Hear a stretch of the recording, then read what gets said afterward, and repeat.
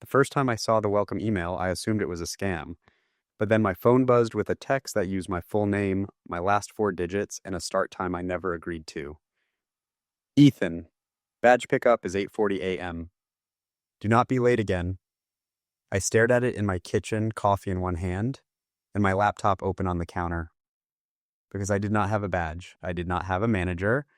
And the job title in the email was not even a real thing. Field onboarding liaison, North Corridor. Still, the email looked perfect. The offer letter looked real. And the pay was better than anything I had been offered in months. So I did the dumbest thing you can do when rent is due. I showed up. This happened in April 2024 in Charlotte, North Carolina. I'm not a conspiracy person. I am not the government is watching me type. I am just a regular guy who got laid off and started applying to everything with a paycheck. I've been working customer ops for a regional logistics company near the airport. Then they cut our department. I got a severance check for $2,140.67, which sounds decent until you realize my rent was $1,425 and my car insurance was jumping to $238 because of market adjustments. By the second week of April, I was living off oatmeal, rotisserie chicken, and the leftovers of my pride. I was applying to so many places that my email inbox turned into a blur. So when an email came in on Tuesday, April 9th at 7:12 a.m. with the subject line, offer letter, immediate start, action required, I opened it. The sender was Marin Holt, Talent Operations. The company name was Alton and Pierce Solutions. It sounded like one of those firms you only hear about when you're already working there. The offer letter said I would be working a hybrid role. Field onboarding, some travel, a lot of coordination. Starting pay, $31.50 an hour plus mileage. My first paycheck would land the following Friday, and there was a signing bonus, $750 paid after my first week. There was even an employee ID on the PDF. I thought, okay, this is weird, but maybe I forgot. So I searched my sent emails for Alton, nothing. I searched my job boards, nothing. I Googled the company, nothing useful. There were two results that looked like dead links, and one random listing on a sketchy directory site with no details. That should have been the moment I closed my laptop, but then my phone buzzed with the first text. Ethan, confirm you received the packet. Reply, yes. I replied yes, and within 10 seconds I got another text. Good. Orientation is tomorrow, 8:40 a.m. Bring ID, no smiley face, no welcome to the team. Just a schedule, like I already belonged to them. The next morning, Wednesday, April 10th, I drove to the address in the email. It was listed as a satellite office, 4501 Old Pineville Road, Suite 210. If you know Charlotte, you know that stretch, a mix of warehouses, tire shops, and half-empty office buildings that look like they have not had new carpet since 2006. I pulled into the lot at 8:31 a.m. The building looked normal, faded directory sign out front, a dentist on the first floor, a tax prep place, a small IT office. I went inside and found the elevator, Suite 210. The hallway smelled like printer toner and someone's microwaved eggs. I found the door, plain glass, no logo, no sign that said Alton and Pierce, just a small printed label taped inside the glass. Onboarding, please knock. I knocked. A woman opened the door like she had been waiting for me. Mid-30s, hair pulled back, black cardigan, lanyard with no visible badge. She looked at me and said very flat, Ethan, you're late. I checked my watch, 8:34 a.m. The text said badge pickup at 8:40. I said I am early. She did not react. She just stepped aside and let me in. Inside was a small office suite, a front desk, two rows of folding chairs, a whiteboard that said orientation 8 to 9:30. Except it was 8:34 and the room was empty. No other new hires, no trainer, just one laptop open on the desk and a stack of envelopes. The woman picked up the top envelope and handed it to me. It had my name printed neatly. Ethan Carter, not handwritten, printed like a shipping label.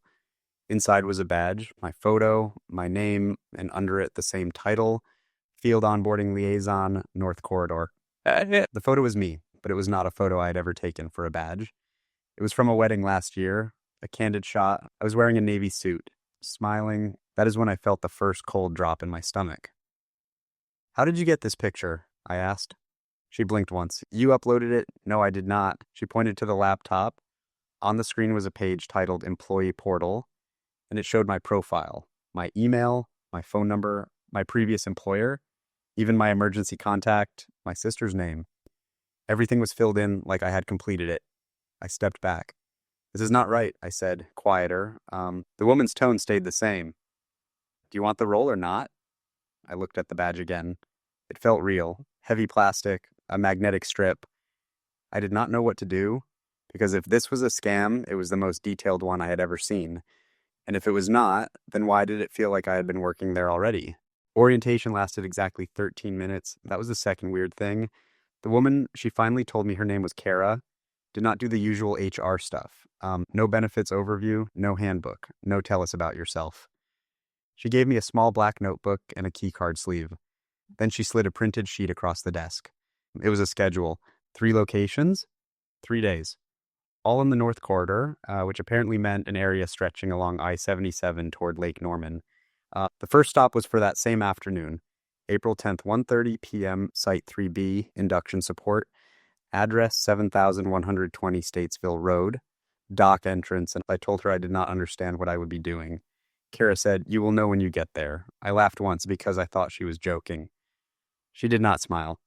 Then she said something that stuck with me. Do not discuss the role name on site. I stared at her. Why? Because people get confused. That was her entire explanation. I left the building at 9:02 a.m. holding a badge that had my face and a job title that felt made up. I sat in my car for a full minute without starting it. Then my phone buzzed again. A new text, different number. Ethan, you're active in the system. Good, keep your badge on you at all times. I did not respond. I drove home and tried to rationalize it. Maybe it was a subcontractor situation. Maybe the company had a different name publicly. Maybe they were rebranding. Maybe the photo thing was from my LinkedIn. But the emergency contact, the exact severance amount, that was not public. At 11:46 a.m., I got another email. This one was a payroll confirmation. It listed my bank, the last 4 digits of my account, and a deposit schedule. I did not remember giving them my banking info. But there it was. And at the bottom, it said, first deposit scheduled Friday, April 12th, $1,008. $1,000 in 2 days. That number did something to my brain. It made the situation feel real enough to keep going, so I did. At 1:18 p.m., I pulled into the Statesville Road address. It was a distribution center, huge building, trucks moving in slow lines, security gate. I rolled down my window and told the guard I was there for induction support. He did not ask what that meant. He just said, "Badge?" I handed it through the window. He scanned it. The scanner beeped green.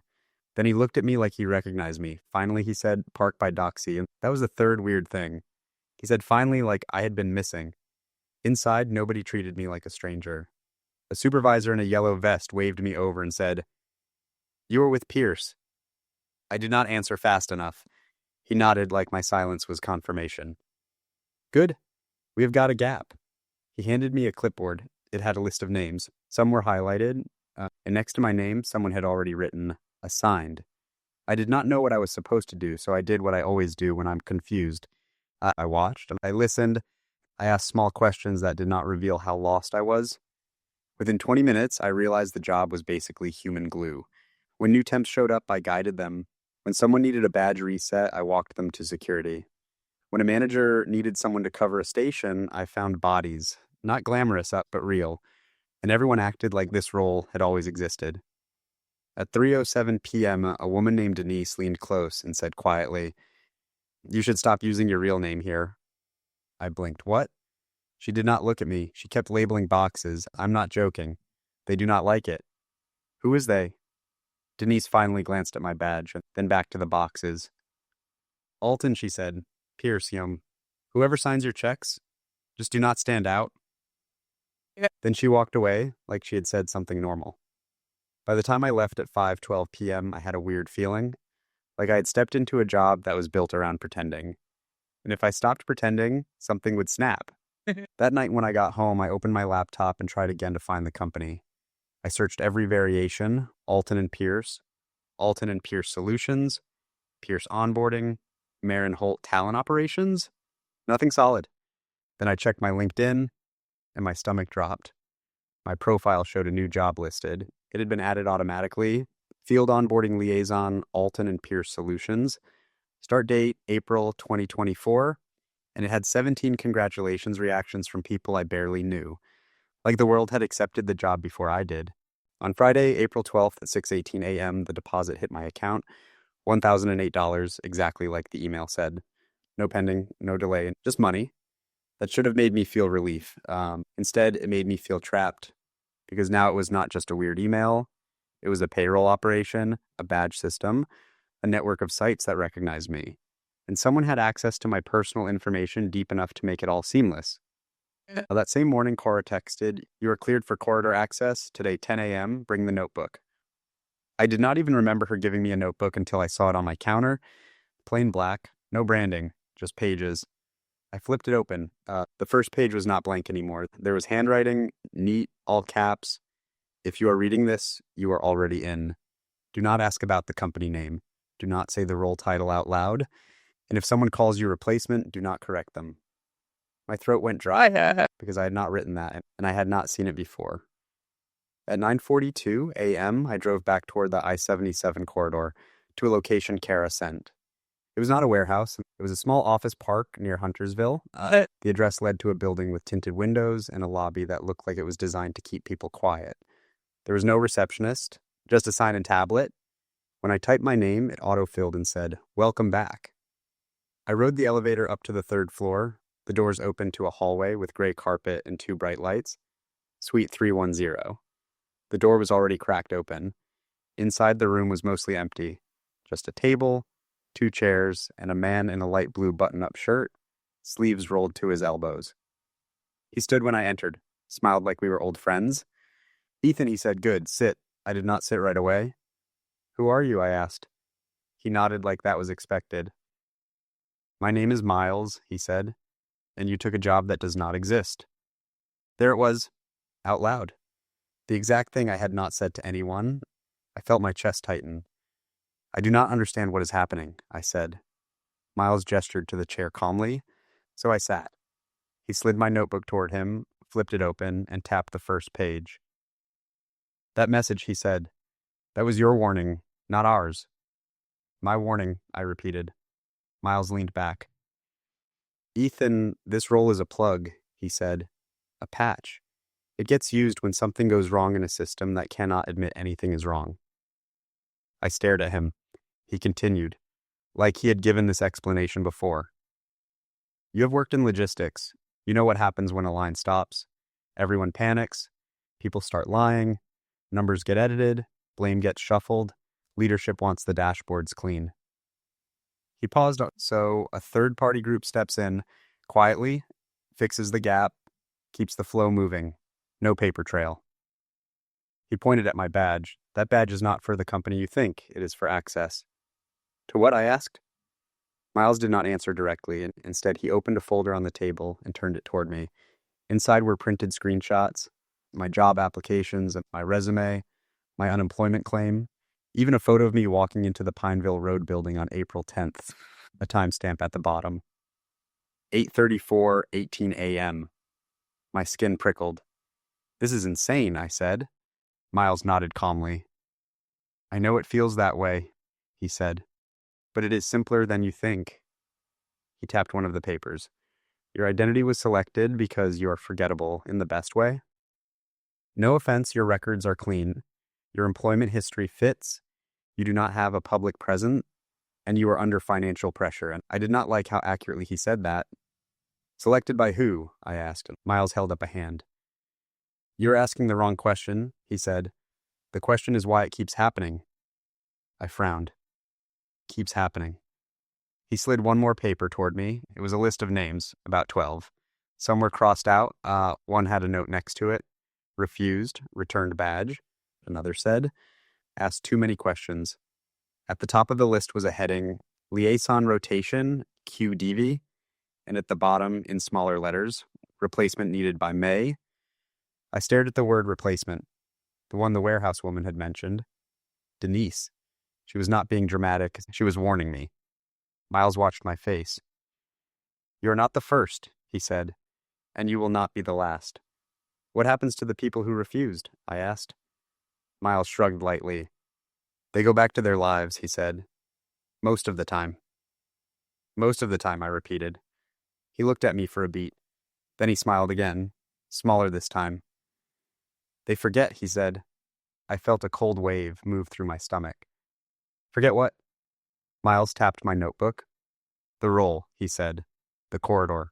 Us, the whole thing. I leaned forward. That is not possible. Miles did not argue. He just opened his phone and showed me a short video clip.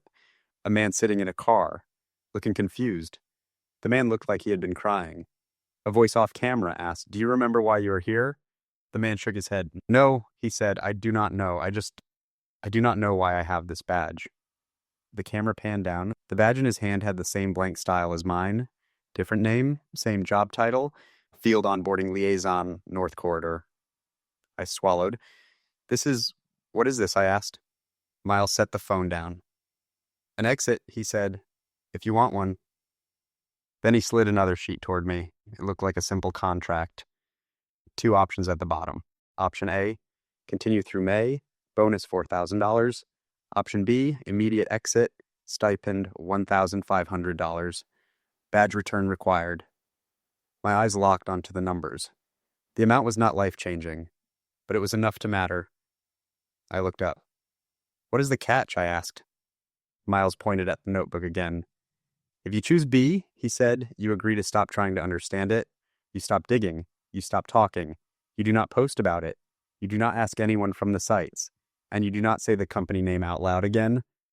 But the company does not even exist, I said. Miles gave a small nod. Exactly, he said. I sat there, hearing my own heartbeat. I thought about rent. I thought about the deposit that already hit my account. I thought about how the guard scanned my badge like it was normal. How people treated me like I had been there before. How my LinkedIn updated itself. Then I asked the question I had been avoiding. What happens if I choose A, I said. Miles looked at me carefully. You keep doing the work, he said. You keep the flow moving. You keep your head down. And you do not try to peek behind the curtain. And if I do peek, I asked. Miles did not smile that time. You will start noticing things you cannot unnotice, he said.